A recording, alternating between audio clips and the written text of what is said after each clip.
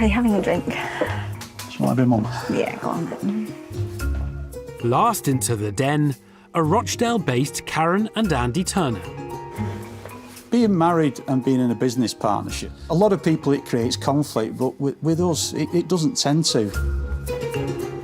We bounce ideas off each other all the time. We do, yeah. Andy comes up with ideas and I say no. Yeah. Okay. Whatever, so we're not even in there yet. Oh, sweets. Oh, gosh, no. Are they sweets that looks like seeds or rice, lentils? As first-time business owners, Karen and Andy's initial foray into the world of commerce has had its challenges. Here we go. We're accidental entrepreneurs, really. My background's childcare, so it has been a learning curve for me, definitely. Mum's the slaughter.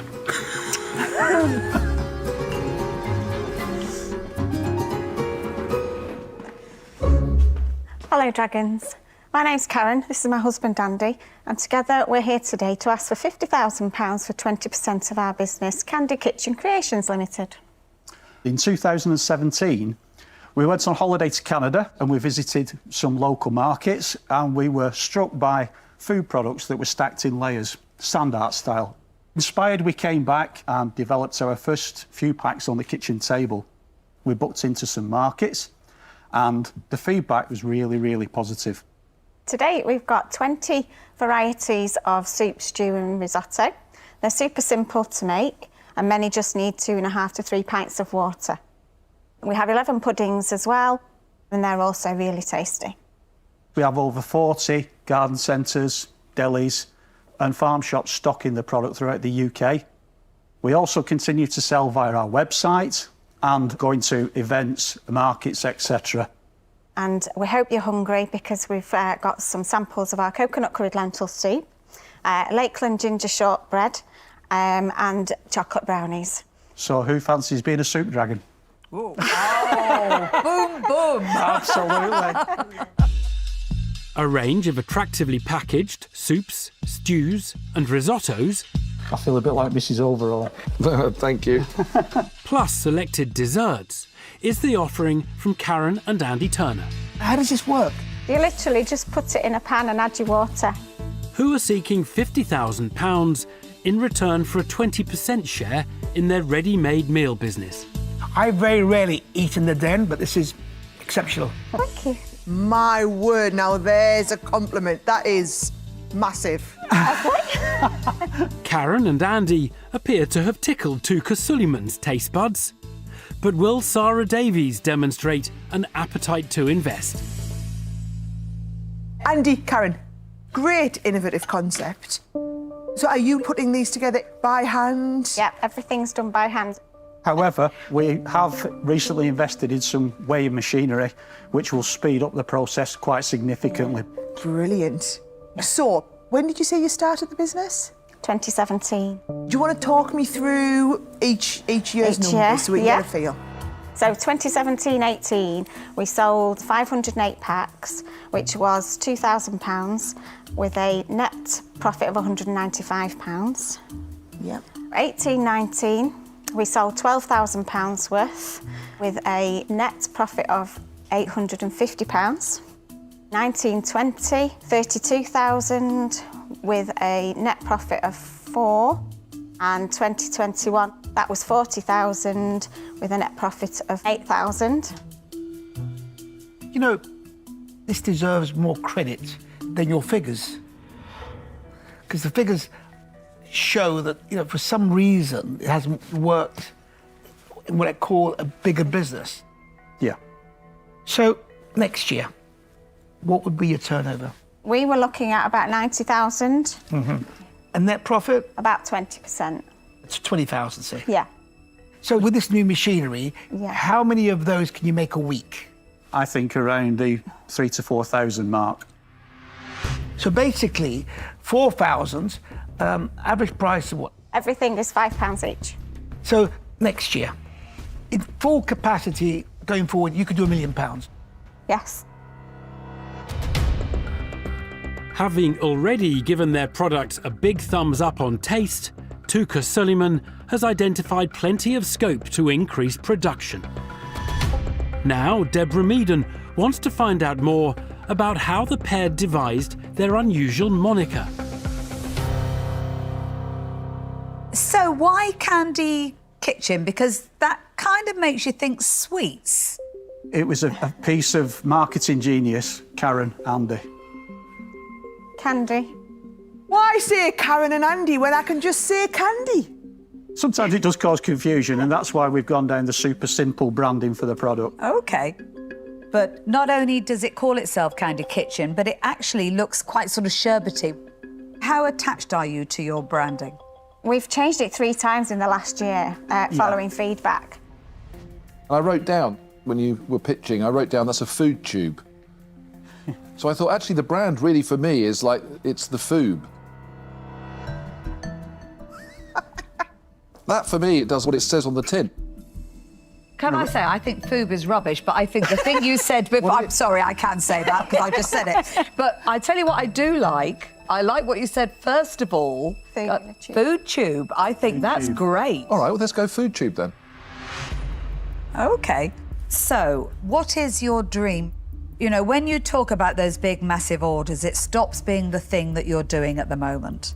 My dream is to sit in the office watching the millions make it for me, and it being out there on the shelves in, you know, in maybe supermarkets in a few years' time, because they're selling really well. It's just getting it through that door. For the ready-made meal entrepreneurs, winning supermarket shelf space holds out the promise of lucrative returns. Though a social media savvy Stephen Bartlett believes that the pair could be overlooking other potential routes to market. I think this is probably a direct-to-consumer business more so than you realise. How much of your revenue is coming from online? 15 to 18% online. Is that your website? Yes, direct on website. But we know that's a big area that we can develop.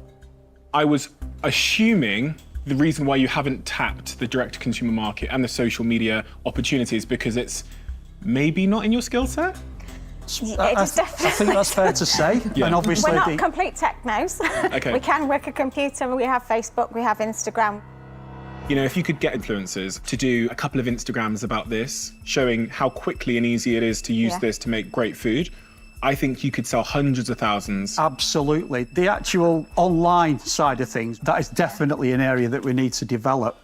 But we were saying the other week, an influencer, you know, it's from a different generation. An influencer was the guy who got your telly back when it got nicked on your council estate in my day. Karen and Andy's idea of an influencer might have more to do with nicking than clicking, but the pair appear refreshingly open to new avenues for attracting custom. From sauces to sausages, Peter Jones is no stranger to success in the food sector. So can he see this pair's products making a big splash with the supermarkets? I can see it on the shelves, actually. I think that's the right proposition. I really, really like it. Wow. I had some brownies this week made by Sarah, and she's going to be really upset, but yours are better. Wow. Do you know what? But I really love partnering with really genuinely great people that deserve a break. And you've come up with a cracking idea, and I'm not even sure you know how good it is. So, because of all of those things, I'm going to make you an offer. Thank you. However, there is a but. This is definitely a journey for 2 dragons, because I think you need a lot of support. That's why I'm going to offer you half of the money, £25,000, for 16.75%. Because that would mean that if I was to partner with any one of the remaining dragons, we would have 33 1/3%, a third of the business. Yeah. Thank you, Peter. An offer from Peter Jones, albeit one that requires another dragon to match it. Going to be a bit embarrassing if no one wants to be your friend, isn't it? Will Sarah Davies be willing to buddy up and make a bid. My worry is this looks and feels like a smashing family business. And I worry that having an investor on board, all of a sudden investors come with a huge level of expectation. That's going to drive you really hard. And in my heart, that doesn't feel right. I can't invest today and I'm out. I think the unique value, the interesting thing here is that you can see into the bags. And anyone can do that.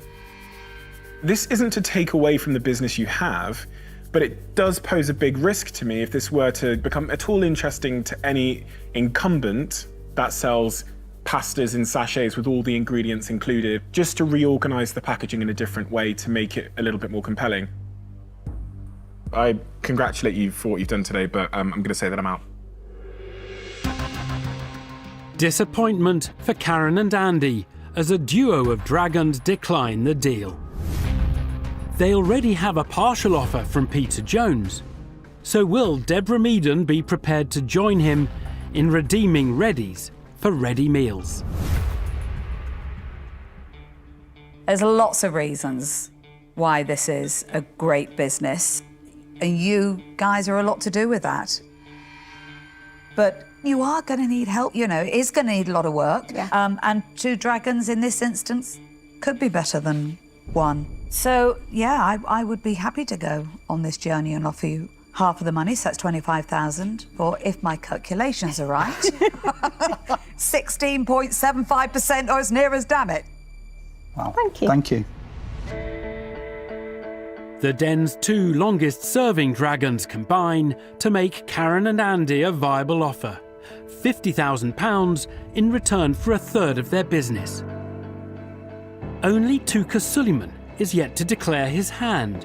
Is he planning to stir the pot by chucking in some cash of his own?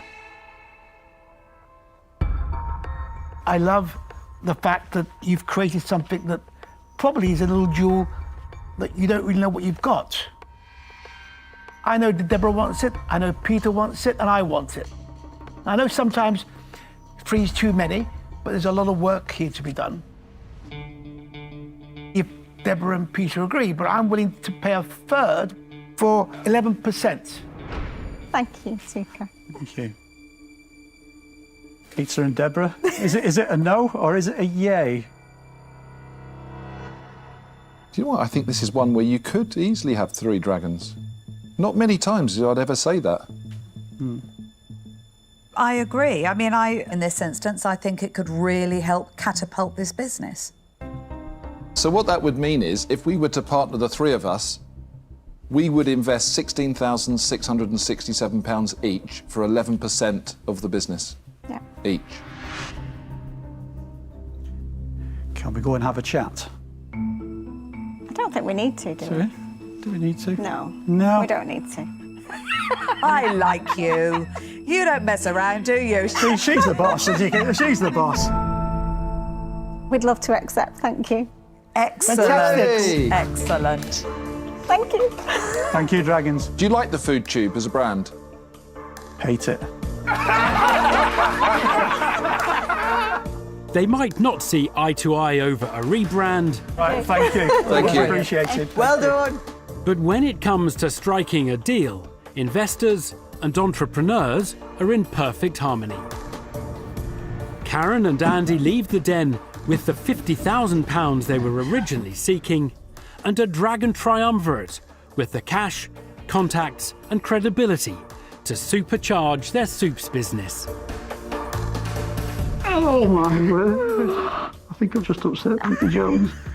I'd be excited to take that home and make it. Yeah. The Food Tube for the lazy chef. Yeah. You should have got your third for free for all the marketing insight. 3 dragons. Taking you on the gin tonight. Definitely. To actually see what we've planned for the last 3-4 years actually going to come into fruition. Yeah, Amazing. it's incredible.